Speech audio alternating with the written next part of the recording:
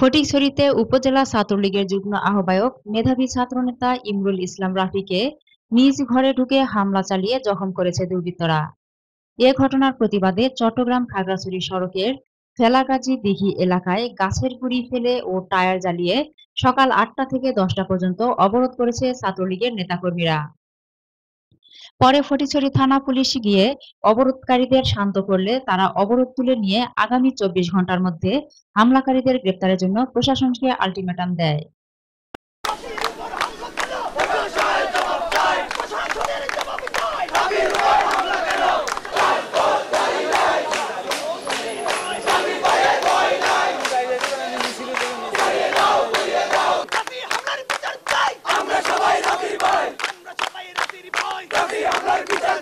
হামলা করতেছে, সেই হামলার আলোকে আজকে আমাদের উপজেলা ছাত্রলীগের যুগ্ম আহ্বায়ক ইমরুল ইসলাম রাফির উপর হামলা হয়েছে। অবিলম্বে আমরা প্রশাসনের কাছে দাবি জানাই, আগামী ২৪ ঘন্টার মধ্যে যদি এই আমাদের দাবি না মানে আমরা এর থেকে আরো তীব্র আন্দোলন গড়ে তুলব। অবিলম্বে রাফির হত্যা হামলাকারীদের গ্রেপ্তার চাই এবং ২৪ ঘন্টার মধ্যে ওদেরকে গ্রেপ্তার করে আইনের আওতায় আনার জন্য প্রশাসনের প্রতি দাবি জানাচ্ছি।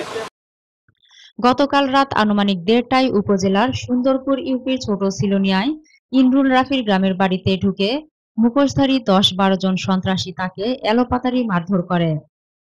গুরুতর আহত অবস্থায় ইমরুল রাফিকে চট্টগ্রাম মেডিকেল কলেজ হাসপাতালে ভর্তি করা হয়। তার মাথা থেকে প্রচুর রক্তক্ষরণ হয়।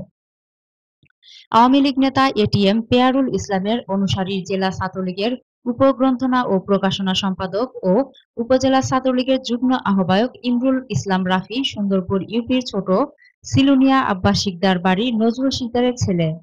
ইতারে ১:৩০ বাজে ঢুকে ১:৩০ তো ২টা পর্যন্ত এই মাইদুর গজি রাফির বেশি মারা মারছি, সীমাহীন মারা। তারপর রাফির আম্মুরও মারছি। তারপর আর গোপারি দেড়জমানি ভাই মাথা সারা বেলাইলাম বলে মাথা বেড়ে বলে আমি মরি। আর রুমের ঢুকে ৫ জন, রাফির ইটা ছিল ৫ জন, ১০ জন। তারপরে এই পাশের ঘরের সামনে আছিল ২ জন, এন্দি আছিল ২ জন, পিছনে আছে। তারপরে এন্দি গেড়ি প্রত্যেক জনতে দামা আছে হাতত দামা, তারপর আর ৫ গান বুঝুন না এই আসুরি বেগ কোনো মুখ বান্ধা শুধু চক্ষুন দেখা যাচ্ছে। আর ভয় ক্ষতি হয়ে যাইলে কোনো নজির নেই।